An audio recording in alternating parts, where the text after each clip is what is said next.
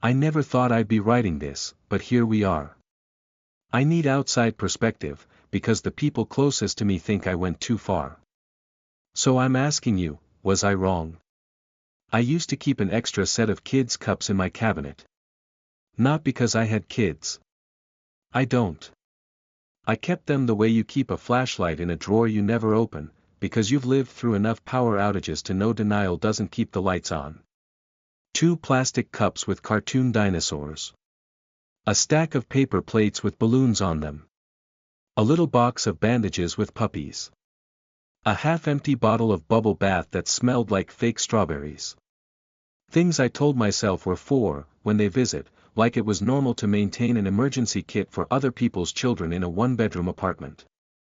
If I'm being honest, I think I started collecting those items after the first time my sister left Milo with me, just for a couple hours, and didn't answer her phone until the next morning. That was 3 years ago. Since then, the couple hours stretched, then snapped back, then stretched again. Like a rubber band around my throat. I didn't realize how bad it had gotten until the night she dumped both kids at my door at 3 in the morning and said the sentence that still makes my skin crawl when I replay it. Your kids aren't my problem. She said it like she was the victim. Like she was finally telling me off for something I'd done to her. And I remember staring at her, blinking under the hallway light, my brain trying to translate English into meaning. Because those were her kids. She was holding Evie's backpack in her hand. Milo was rubbing his eyes, leaning into her leg like he still thought she was safe. But she wasn't looking at them. She was looking through me, like I was a door she could shove open and walk away from. It started with pounding. Not a polite knock. Not the little tap-tap you do when you're hoping nobody answers. This was frantic. Angry. Like whoever it was believed the door owed them something. I woke up disoriented, heart racing, the kind of panic you get when you're not sure if you're hearing a sound or dreaming it. I grabbed my phone off the nightstand. 3:07 a.m. The pounding came again, followed by a sharp hissed whisper. Lauren. Lauren, open the damn door. My stomach dropped so hard I felt sick. I didn't even have to check the peephole to know it was Tessa. I still did, because that's what you do when you live alone and you've watched enough true crime to know family can still be dangerous. In the fisheye lens, my sister looked wrong. Hair half up, half down like she'd yanked it into a clip and forgotten. Mascara smudged under her eyes. Her coat hanging open even though it was freezing outside. Evie, small and limp in her arms, cheeks pressed into her shoulder. Milo standing beside her with a duffel bag that looked too heavy for his skinny arms. Tessa's mouth was twisted, not crying exactly, but tense in that way people look when they've been screaming and now they're trying to keep it together long enough to get what they want. I unlocked the deadbolt. The second the door opened, she pushed forward like she expected resistance. Are you serious? She snapped before I could speak. Do you know what time it is? I stared at her. It's 3 in the morning. Why are you? She cut me off with a sharp laugh, bitter and too loud for the hallway. Yeah. No kidding. That's why I'm here. Evie made a small sound against her shoulder, like a whimper she didn't fully wake up for. Milo stood there, eyes open but unfocused, his face pale in the hallway light. I felt my body shift into autopilot, the same way it always did around them. The part of me that calculated needs before anyone asked. Is she okay? I whispered, nodding at Evie. She's tired, Tessa said, rolling her eyes. We've had a night. Milo's gaze flicked to me for half a second. He opened his mouth, then closed it again. Like he wanted to say something but didn't know which words were allowed. Tessa, I said quietly. What happened? I don't have time to do this, she snapped, shifting Evie higher on her hip. I need you to take them. My brain stuttered. Take them, for how long? For tonight, she said like it was obvious. Maybe tomorrow. I don't know. I just need you to not make this harder than it already is. I held on to the edge of the door, suddenly aware I was barefoot on cold tile and wearing an old t-shirt that said Yale across the front from a thrift store, like I was playing a role in someone else's life I never auditioned for. "You didn't call," I said. Tessa's eyes flashed. "Because I knew you'd do this." "Do what?" "This," she hissed, thrusting Milo's duffel toward me. "Ask questions. Act like I need your permission. I'm their mother, Lauren. I'm allowed to need help." Help. That word was always her shield. A way to make anything she did sound noble, like she was just a struggling mom trying her best, and anyone who disagreed was heartless. I reached for the duffel automatically because Milo's arms were shaking. The moment the weight settled into my hands, it felt like a transaction had completed. Like I'd accepted the terms. Milo didn't let go immediately. Our fingers brushed on the strap. His hand was cold. "Hey," I said softly to him. "Hi, buddy." His face crumpled for a split second, just the tiniest crack, and he swallowed hard. "Hi," he whispered. Evie lifted her head, eyes half open, hair sticking to her cheek. "Aunt Lau," she mumbled. "Hey, sweet pea," I said, forcing my voice to stay gentle. "You can come inside, okay? Warm up." She nodded, thumb going straight into her mouth. The sight of that, the reflexive comfort, made my chest tighten. 5 years old and already learning how to self-soothe around adult chaos. Tessa stepped back, as if the handoff was done and she could breathe again. I blinked. "Wait. Tessa. Where are you going?" Her jaw clenched. "Out." "Out where?" She gave me a look like I was stupid. "I need space." "At 3 in the morning?" "Don't start," she snapped, voice rising. Somewhere down the hall, a door clicked like someone had woken up. I lowered my voice instinctively.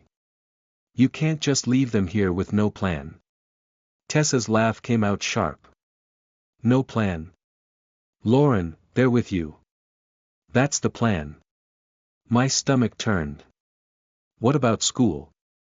"Evie has daycare, Milo has." "I'll handle it," she said quickly. "You didn't handle it tonight." The words slipped out before I could stop them. For a second, she just stared at me. Her eyes went flat, that particular kind of coldness that always scared me more than her screaming. Then she leaned in, close enough that I could smell stale perfume and cold air on her coat. And she said it. The line. "Your kids aren't my problem." She spat it like a punch. Like she'd been saving it. I stared at her, genuinely speechless. My brain tried to assemble it into sense, failed, and came back with something much worse. She wasn't talking about the kids. She was talking about herself. She was saying, "My life isn't my responsibility, but you are." "Tessa," I said, voice shaking despite my effort. "Those are literally your children." "Not right now," she snapped back. "Right now they're yours. Because you're always so perfect, right? You're always so stable. You have your quiet little life and your stupid little routines and you think you're better than me because you don't have to deal with what I deal with." Milo's head snapped up at her tone. Evie clung harder to my leg. I took a slow breath. "Lower your voice." "No," she said, eyes shining with anger.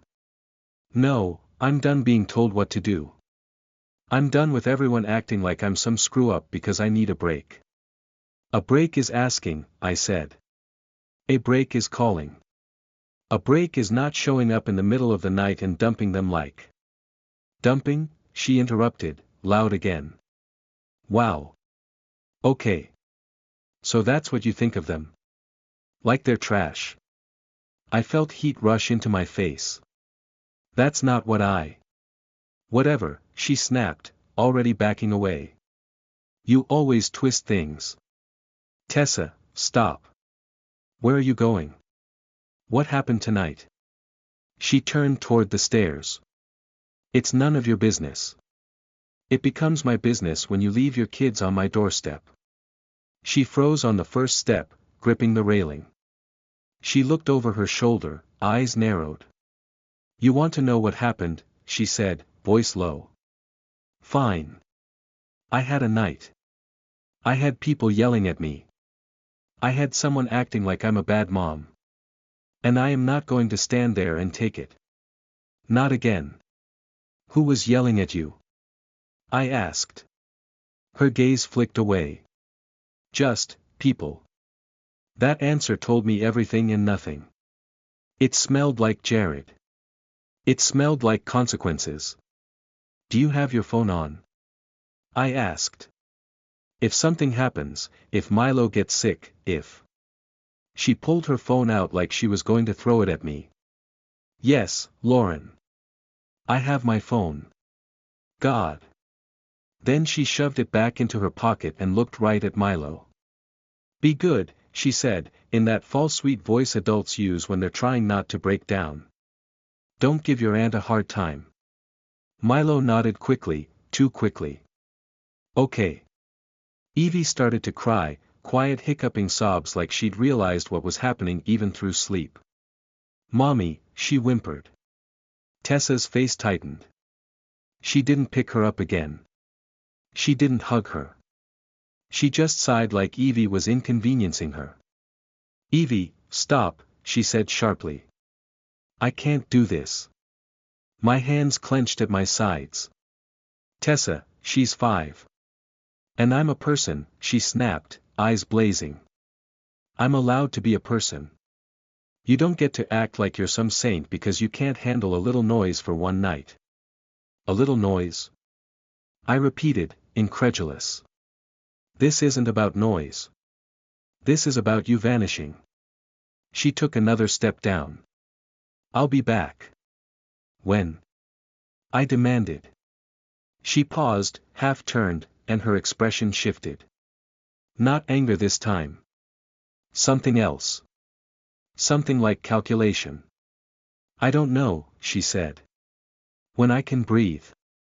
Then she walked down the stairs, boots thudding, and a second later I heard the building's front door open and slam. I stood there in the doorway, the cold air from the stairwell pushing into my apartment like it wanted in too. Milo dragged his duffel the rest of the way inside without being asked. Evie's sobs grew louder now that her mother was gone, the sound echoing off my walls. I closed the door and locked it automatically, the deadbolt clicking into place with a finality that didn't match what had just happened. Because nothing about this felt final. It felt like the beginning of something I'd been avoiding naming for a long time. I crouched down in front of Evie, wiping her tears with the hem of my t-shirt. Hey, I murmured. You're okay. You're safe. We're going to get cozy, all right? She sniffed hard. Mommy mad. I know, I said, keeping my voice steady even as my throat burned. But you're here with me. Milo stood behind her, silent. His eyes were fixed on the door like he expected it to open again any second. I looked up at him. Do you know where your mom went? He hesitated. Then, so quietly I almost didn't hear him, he said, she said she needed to disappear. The words landed in my chest like a stone. I straightened slowly. She said what? Milo swallowed. His hands twisted the strap of his duffel until his knuckles went white. She said, if anyone asks, we were never there, he whispered. My skin went cold. Not from the hallway air. From the realization that this wasn't just a late-night meltdown. This was something else. Something that had already started long before she knocked on my door. And now she dragged her kids into it, and dropped them into my arms like proof of innocence. I looked at the deadbolt. The chain. The little peephole. All the thin barriers between my life and hers. Then I looked at Milo and Evie, standing in my living room in the middle of the night, abandoned with a duffel bag and a backpack and no explanation. And for the first time in years, I didn't feel the usual rush of duty. I felt rage. The kind that's quiet at first, because it has nowhere to go. Okay, I said softly, mostly to myself. Milo's eyes flicked to mine. We're going to get you both settled, I told him. Then we're going to figure out what's going on. He nodded, but he didn't look relieved. He looked like someone who'd learned not to trust promises. I guided Evie toward the couch, my mind racing ahead of my body, already tallying tomorrow, daycare, school, work, calls, texts. And under all of it, a single thought that wouldn't leave. If she could do this at 3 in the morning, what else was she capable of doing? I didn't sleep that night. Not really. I lay on my bed with the door cracked open, listening to the unfamiliar rhythm of other people breathing in my apartment. Evie cried on and off until almost 4, each sob quieter than the last, like she was rationing the sound. Milo never cried at all. I could hear him moving around on the couch, the soft rustle of blankets, the faint click of the TV remote when he thought I was asleep. At one point, near dawn, I heard him whisper, "It's okay," and I realized he was saying it to his sister. That was the moment something inside me shifted from anger to something harder. Because kids shouldn't be calming each other down in the middle of the night while their mother disappeared. At 6:30, my alarm went off out of habit. I stared at the ceiling, disoriented, then remembered everything at once. The pounding. The hallway light. The sentence. "Your kids aren't my problem." I got up and made coffee strong enough to feel like self-harm. When I walked into the living room, Milo was already dressed, sitting straight-backed on the couch with his shoes on. Evie was curled up next to him, clutching my spare hoodie like a security blanket. "You didn't wake me," I said. Milo shrugged. "You looked tired." That landed wrong. Kids weren't supposed to manage adults. "Hey," I said gently. "You don't have to do that. I'm the grown-up." He nodded, but his eyes didn't quite believe me. I checked my phone. No messages. No missed calls. Nothing from Tessa. I texted her anyway. "Me, where are you? The kids are with me. I need to know what's going on." No response. I texted again. "Me, Milo has school. Evie has daycare. Are you picking them up?" Still nothing. By 7:30, I was packing lunches out of whatever I could find. Apple slices. Peanut butter sandwiches. The dinosaur cups came out of the cabinet without me thinking about it. On the drive to school, Evie asked if she could bring my hoodie with her. "Of course," I said, my voice tight. Milo stared out the window the whole way. When we pulled up to the school, he hesitated before opening the door. "Am I in trouble?" he asked quietly. I felt my chest crack. "Why would you be in trouble?" He shrugged, eyes still forward.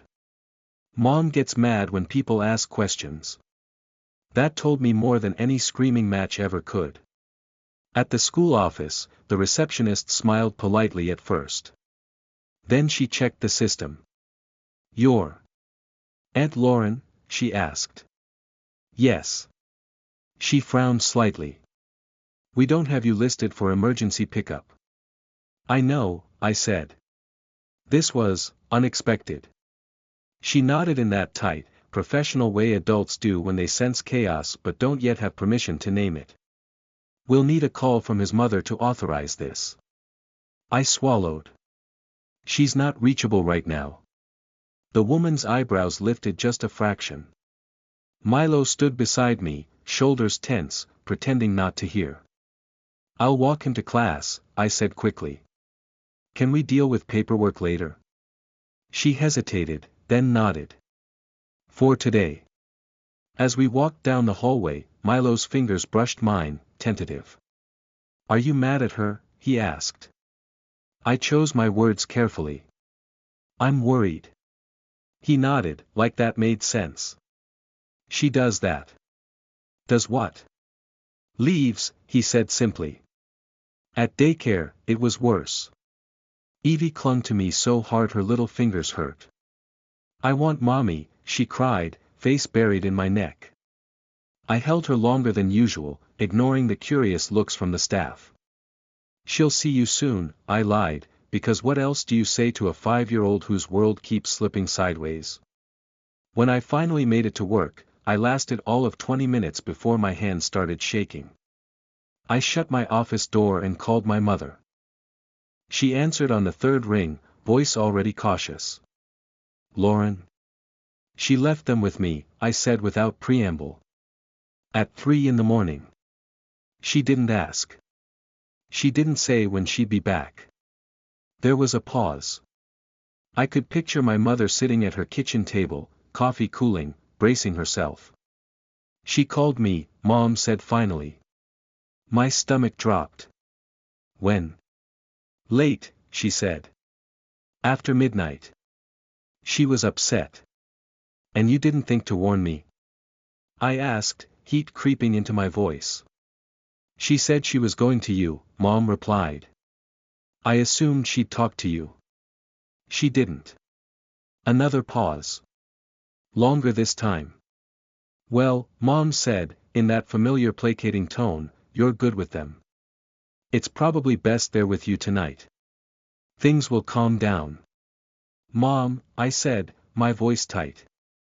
"This is not tonight. This is her disappearing.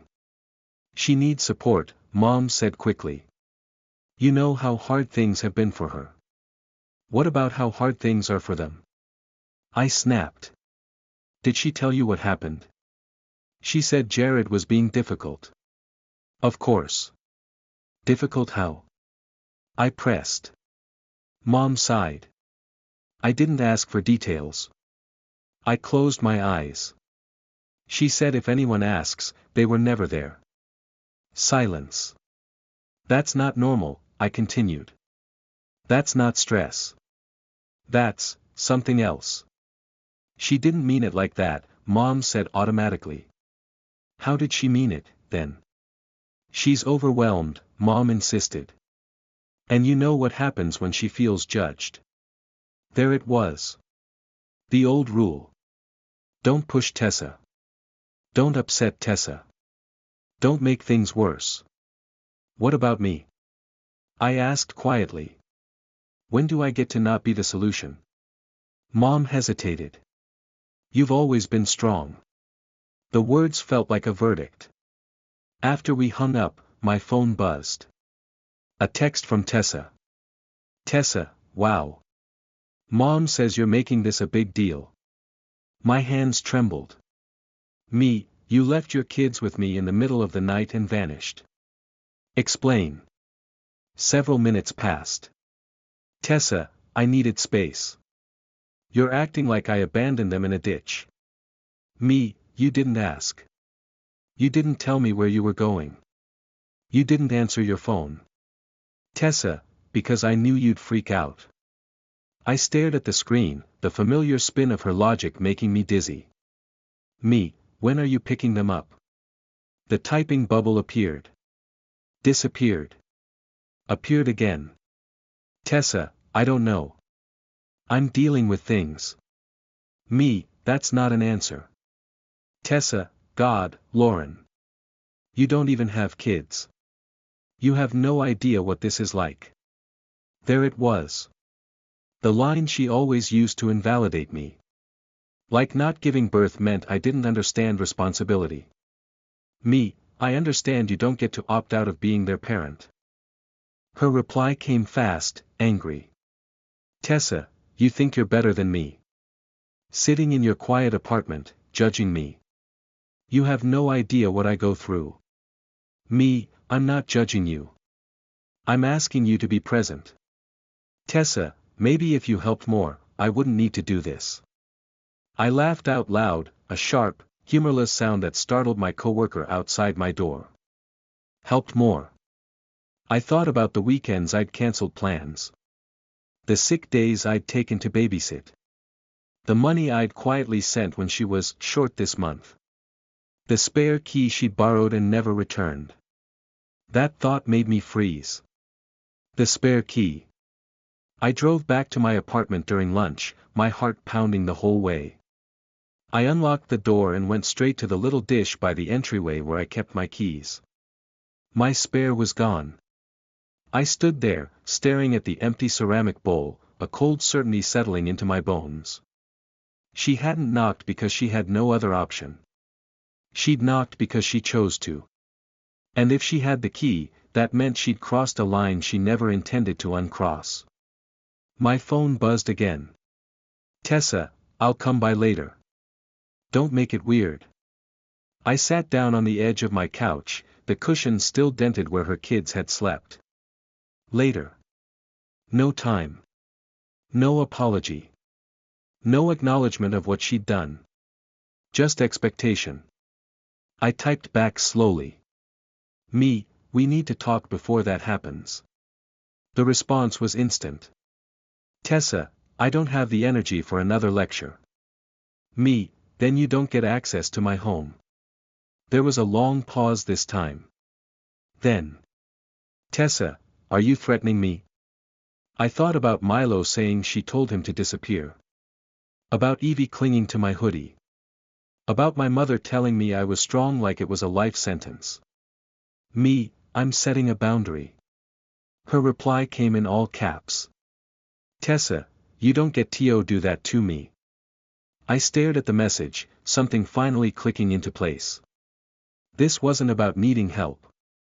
This was about control. And she was losing it. At 4:30, the school called. Milo hadn't been picked up. I told them I was on my way. When I arrived, Milo was sitting on a bench outside the office, backpack on his lap, trying very hard not to look scared. Did she forget? He asked quietly. I swallowed. I don't think she forgot, I said. I think she assumed. His mouth pressed into a thin line. She does that. On the drive home, he stared straight ahead again. Are we staying with you tonight? He asked. I didn't answer right away. Because the truth was, I didn't know. And because somewhere deep down, a new thought was forming, one that scared me more than anything else. If I kept saying yes, this wouldn't stop. It would only get worse. That evening, as I made dinner and helped with homework and tried to pretend this was temporary, my phone rang. Tessa. I let it ring. It rang again. And again. Finally, a text. Tessa, open the door. I looked at the lock. At the chain. At the fact that she might already be in the hallway. And I realized that whatever happened next would decide the shape of my life from here on out. Because this wasn't about one night anymore. This was about whether I was going to remain a place people could dump their chaos and walk away. Or whether I was finally going to close the door. The knock this time wasn't frantic. It was deliberate. 3 firm raps, evenly spaced. The kind of knock that assumes compliance. I stood in my kitchen, one hand gripping the edge of the counter, the other holding my phone. Milo was at the table, coloring in silence. Evie was on the floor with her dolls, humming to herself in that thin, uncertain way kids do when they sense tension but don't understand it. Is that Mommy? Evie asked, looking up. My heart lurched. Stay where you are, I said gently. I'll be right back. The knocking came again. Lauren, Tessa called through the door, her voice calm in a way that felt rehearsed. I know you're home. I walked to the door and stood there, close enough that I could see the shadow of her shoes under the frame. We need to talk, she said. We can talk through the door, I replied. A pause. Then a sharp exhale. Don't do this. I'm already doing it. Her tone shifted. You're scaring the kids. I almost laughed. You scared them last night. Don't put that on me. Silence. Then softer, coaxing. Lauren, please. I just need to grab them and go. Where? Another pause. Longer this time. That's not the point, she said. It is when you disappear for hours and won't answer your phone. Her voice hardened. You're being dramatic. I leaned my forehead against the door, closing my eyes. You don't get to tell me that after what you did. What I did, she snapped. I left my kids with their aunt. Big crime. At 3 in the morning, I shot back. With no warning. No plan. And you told Milo to lie if anyone asked. That landed.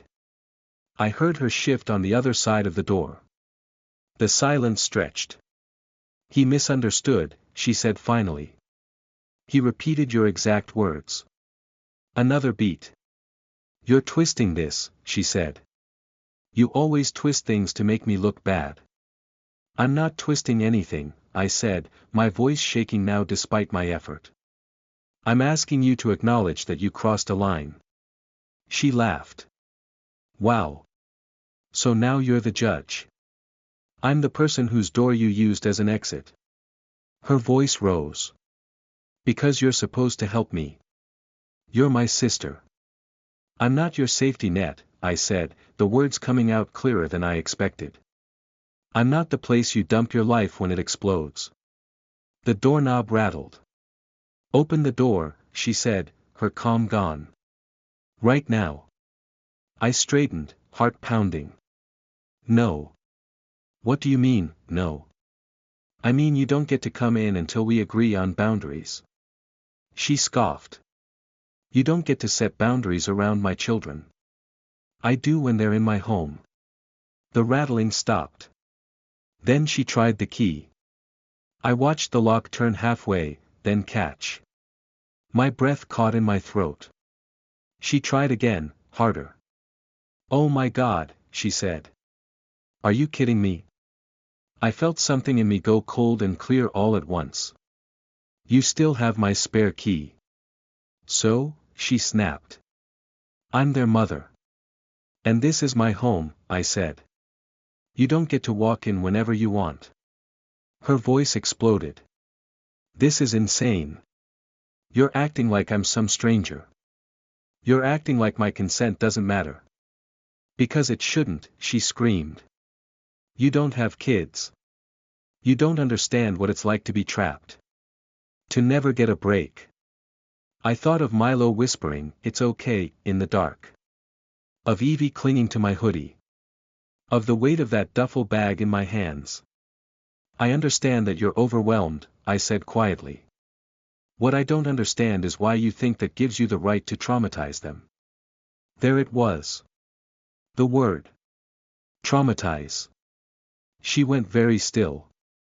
Then her voice dropped, low and venomous. How dare you? How dare I what? I asked. Say it out loud. You think you're better than me, she hissed. You've always thought that. With your quiet little life and your rules. This isn't about being better, I said. This is about being safe. For who? She snapped. You. Or them. For all of us. She laughed, sharp and ugly. No. This is about you punishing me because I embarrassed you. Because people saw. That hit closer to the truth than she realized. Yes, I said, surprising even myself. People did see. And that matters. Because it means this isn't just something we sweep under the rug anymore. The doorknob rattled again, violently this time. Open. The door, she yelled. Milo appeared behind me, eyes wide. Aunt Lauren, he whispered. I turned, my heart breaking at the fear on his face. Go back to the table, I said gently. It's okay. He didn't move. Tessa, I said, raising my voice. You're scaring them. Stop. She banged her fist on the door. This is your fault. Something inside me snapped. No, I said, my voice steady in a way it had never been with her before. This is yours. I took a step back from the door. My hands were shaking, but my mind felt strangely calm. You don't get to use your kids as leverage, I continued. You don't get to disappear and then show up demanding access like nothing happened. Her voice cracked, suddenly desperate. I had nowhere else to go. You had your phone, I said. You had choices. You chose not to use them. Because every time I try, someone tells me I'm failing, she screamed. And instead of facing that, I said, you run. And you leave them to absorb the fallout. Silence. Then, softer. Almost pleading. Lauren, please. That almost broke me. Because that was the version of her I'd been waiting for my whole life. The one who admitted she was drowning. But I looked past the door, past the moment, and I saw the pattern. The way she'd say whatever she needed to say to get back inside, and then nothing would change. I love them, I said. And because I love them, this can't continue. Her voice turned cold again. So what, you're kidnapping them now? My stomach dropped. Don't say that. I'll call the police, she threatened. I'll tell them you won't give me my kids. Go ahead, I said, my voice barely above a whisper. And explain why you left them overnight without consent. She inhaled sharply. The threat hung between us, heavy and real. Finally, she said, you're tearing this family apart. I closed my eyes. No. I'm stopping it from imploding. Another long silence. Then I heard her footsteps retreat, fast and angry, down the hall. The building door slammed. I slid down the door until I was sitting on the floor, my legs giving out beneath me. Milo stood a few feet away, frozen. Is she gone? He asked. I nodded. For now. He looked at the door, then at me. Is she mad at you? I swallowed hard. She's upset. Is it because of us? Evie asked softly from behind him. My chest cracked open. No, I said firmly. Never because of you. This is not your fault. They didn't look convinced. That night, after they were asleep, I sat on my couch in the dark, staring at the door. My phone buzzed. A text from Mom. Mom, Tessa says you locked her out and threatened her. What's going on? I typed slowly, deliberately. Me, I set a boundary. She crossed it. Mom, she's devastated. I closed my eyes. So was I. I looked at the lock again. Thought about the spare key. About the fact that even now, nothing physically stopped her from trying again. And that's when the thought settled fully into place. Boundaries only work if they're real. And this one wasn't. Not yet. I opened my laptop and searched for locksmiths. The screen glowed in the dark as I filled out the form. Emergency service. Tomorrow morning. Change all locks. I hesitated for 1 second. Then I clicked confirm. Because I knew, with a certainty that felt like grief, that once I did this, there would be no going back. The locksmith arrived at 8:12 the next morning. I remember the time because I'd been awake since 6, sitting at the kitchen table with a mug of coffee I kept forgetting to drink, listening to the soft thump of footsteps from the bedroom where Milo and Evie were still asleep. The apartment smelled like toast and cheap coffee and something heavier I couldn't name yet. The locksmith was a middle-aged man with kind eyes and a voice that carried in a reassuring way. He took one look at my face and didn't ask unnecessary questions. Front door only, he asked. Yes, I said. Then, after a beat, and the chain. He nodded like that made sense. The sound of metal against metal felt louder than it should have. Each turn of the screwdriver echoed in my chest. I stood there watching him work, arms wrapped around myself, feeling like I was witnessing a ritual rather than a repair. When he handed me the new keys, they felt heavier than the old ones.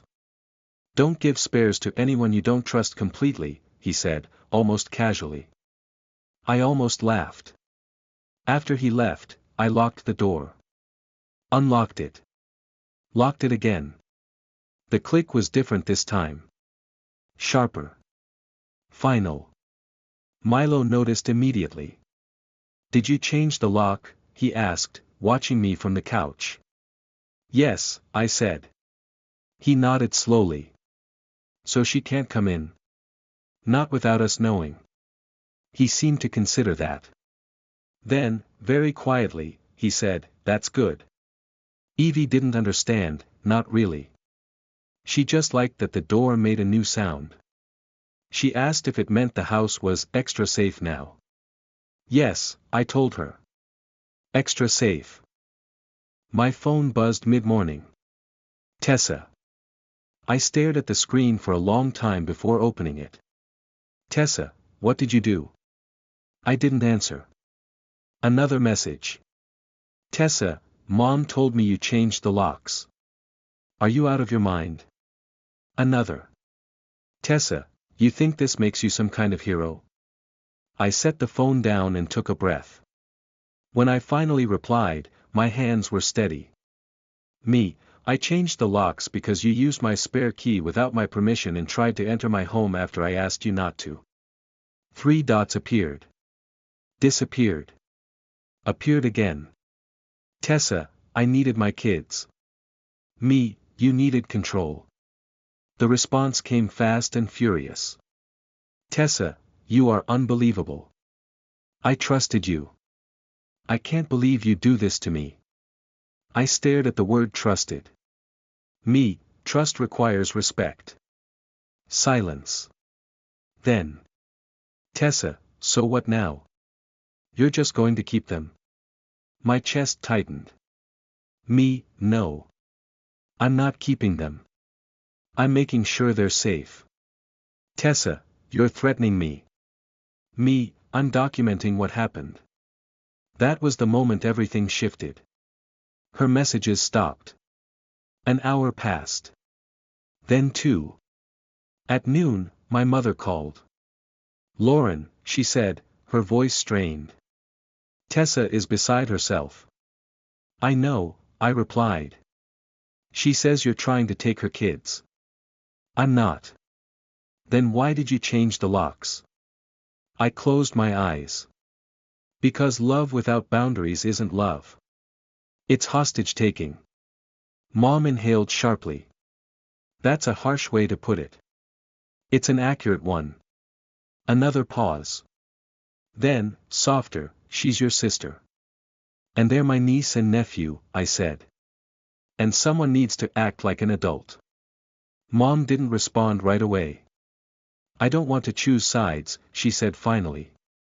You already did, I replied, not unkindly. That afternoon, I called the school counselor. My voice shook at first, but steadied as I explained the situation. The late-night drop-off. The disappearing. The instruction to lie. The repeated pattern. The counselor listened without interrupting. You did the right thing calling, she said. We'll make sure the kids have support. And we'll document. Document. That word felt like both relief and betrayal. I also texted Tessa one final message. Me, you can pick them up tomorrow at 10 a.m. We will meet in public. If you don't show, I will escalate. This isn't a punishment. This is a boundary. She read it. She didn't reply. That night, Milo sat beside me on the couch, knees pulled to his chest. Are we in trouble? He asked. No, I said. You're safe. Is Mom mad forever? I hesitated, then answered honestly. I don't know. He nodded, absorbing that with the quiet resilience of a child who'd had to absorb too much already. Thank you, he said suddenly. For what? For not yelling, he said. And for not making us go back when she was yelling. I swallowed hard. You don't ever have to thank me for that. The next morning, Tessa showed up. Late. She looked smaller somehow. Tired. Furious. Cornered. We met at a coffee shop near the park. The kid stayed with me while she ordered, her movements sharp, clipped. "I'll take them now," she said flatly. "We're going to talk first," I replied. She laughed without humor. "You've said enough." "I'm going to say this once," I said, keeping my voice low. "You don't get to drop your kids on me without asking. You don't get to vanish. And you don't get to enter my home without consent. If it happens again, I will involve authorities." Her eyes flashed. "You think you're some kind of martyr?" "No," I said. "I think I've been enabling you, and I'm done." She stood abruptly. "Come on," she snapped at the kids. Milo hesitated, looking at me. I nodded. "I'll see you soon," I said softly. Evie hugged my leg, then let go. They walked out with her, and I watched them go, my chest aching with a grief I hadn't expected. I didn't feel victorious. I felt emptied out. But when I went home and locked my door, the sound didn't make my stomach twist anymore. It sounded like peace. In the weeks that followed, things changed. Tessa stopped asking for favors. Then she stopped calling. Mom stopped checking in so often. The silence was loud at first, then manageable. I kept seeing the kids. On my terms. Planned. Clear. Safe. And I stopped keeping spare cups for emergencies that weren't mine to fix. Changing the locks wasn't about punishing my sister. It was about ending a pattern that had taught everyone involved that my life was a resource to be consumed. I didn't stop loving her. I stopped letting her hurt me to prove it. And for the first time, my home felt like mine. Not a refuge for other people's chaos. But a place where the door only opened when I chose to open it. Forever. That's where this story ends. Not with closure, but with consequences. Sometimes the hardest thing isn't letting go of people. It's letting go of the version of them you hoped they'd become.